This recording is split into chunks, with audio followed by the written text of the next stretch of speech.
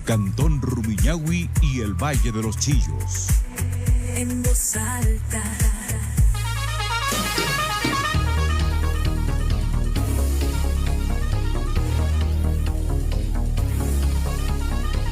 8 de la mañana con 2 minutos. A esta hora de la mañana le saludamos cordialmente al doctor Roger Celi. Él es coordinador del Observatorio Legislativo y le hemos propuesto hablar de la agenda parlamentaria, pero antes que nada sí me gustaría iniciar comentando respecto a lo ocurrido en los últimos días en la Asamblea. Y lo ocurrido en los últimos días en la Asamblea es, por ejemplo, el pronunciamiento del presidente del Legislativo en el sentido de que ha desvinculado y va a hacer un estudio específico respecto al nepotismo que existe dentro de la Asamblea, por un lado, y por otro lado, el tema del joven asambleísta que hacía garabatos mientras se trataba un tema muy importante para el país. Y lo último, ayer en horas de la tarde y noche, un asambleísta acusado de violación. Por favor, Roger, muy buenos días. Muy buenos días, muchísimas gracias por el espacio y pues lamentable lo que está ocurriendo en la Asamblea Nacional. Desafortunadamente rompe con este discurso el presidente de la Asamblea de adecentar la imagen del legislativo, levantar esta imagen que aparentemente empieza con un 50% de aprobación ciudadana, pero que evidentemente con los sucesos de las últimas horas va a caer muchísimo porque la ciudadanía está descontenta ya viendo que viejas prácticas se vuelven a repetir. En todo caso, creo que son casos que hay que analizar individualmente. El primero de ellos, el caso del asambleísta Serrano. Yo no quisiera referirme al dibujo porque no creo que es algo a lo cual debamos ahondar, porque finalmente hay cuestiones mucho más graves que están ocurriendo en torno a este legislador.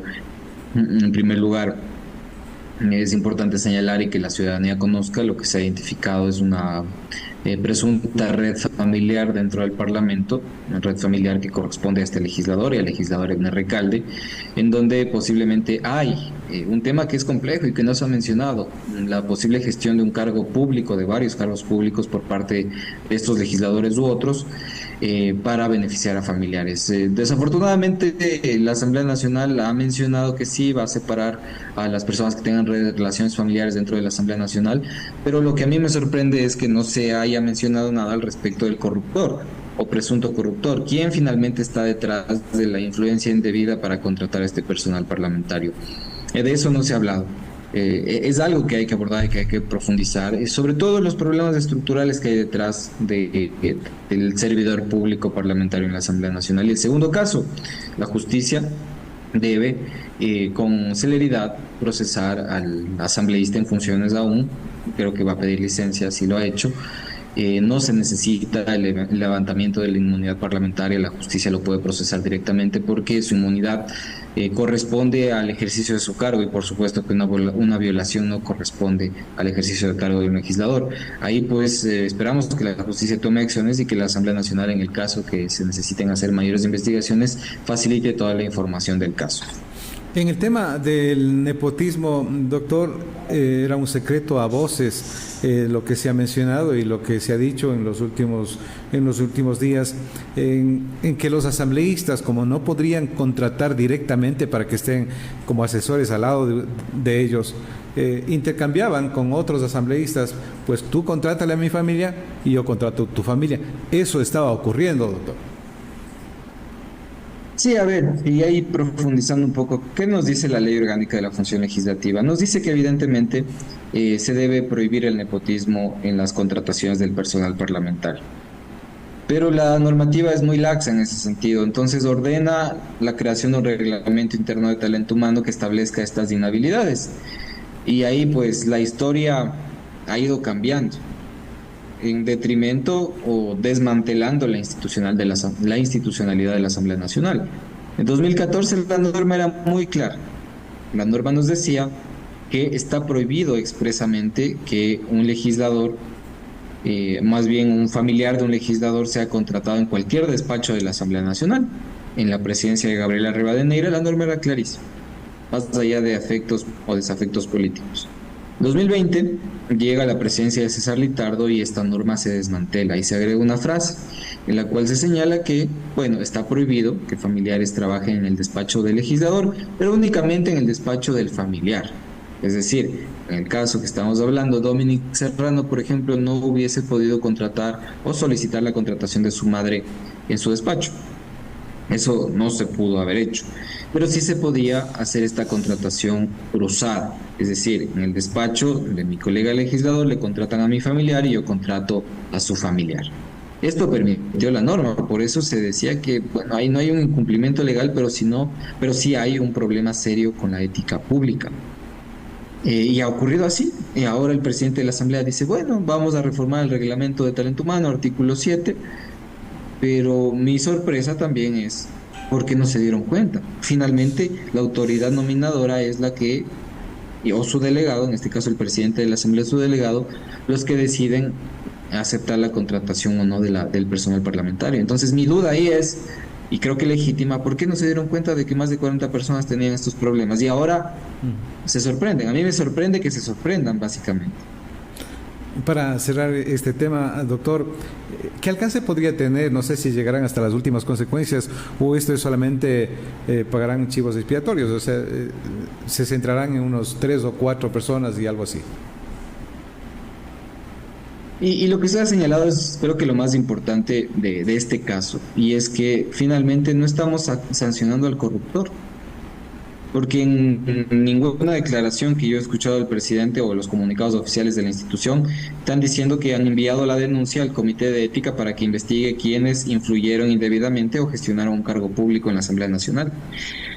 Entonces, como usted bien dice, el que va a pagar los platos rotos es el chivo expiatorio, es el eslabón más débil de la cadena, pero el corruptor no, pues va a quedar impune y posiblemente esto sea una señal para otros legisladores de impunidad y de que pueden hacer lo que quieran sin mayor consecuencia.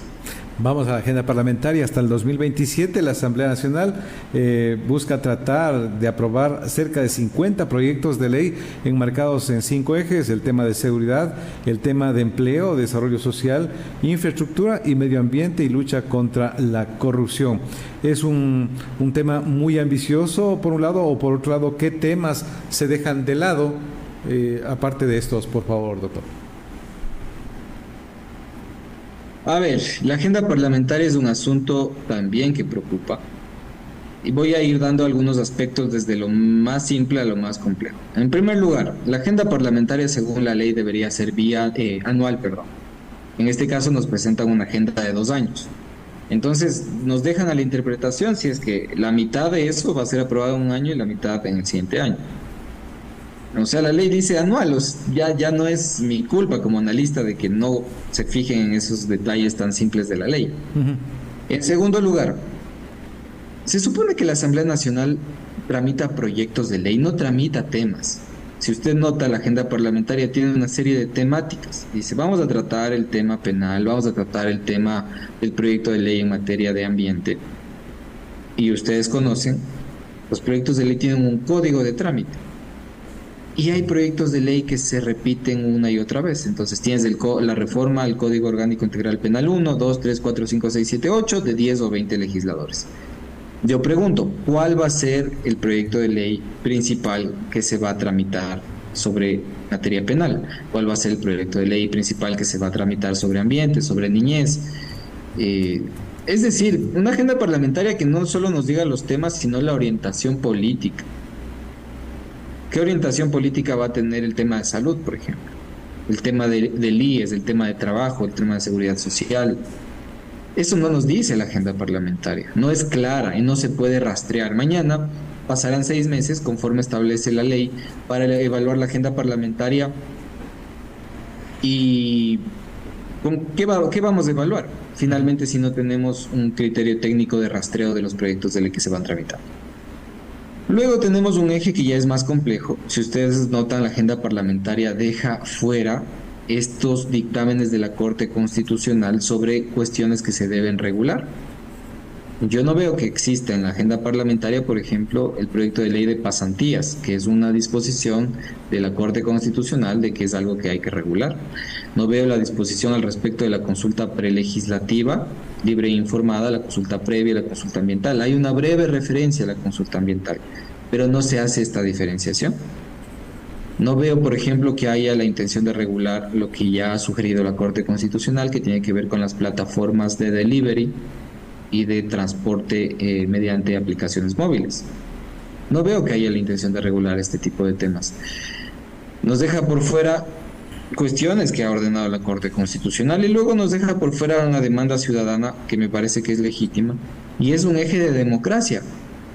Es una agenda parlamentaria pragmática que tiene que ver con ambiente, con justicia, con seguridad, pero democracia, nada, en lo absoluto.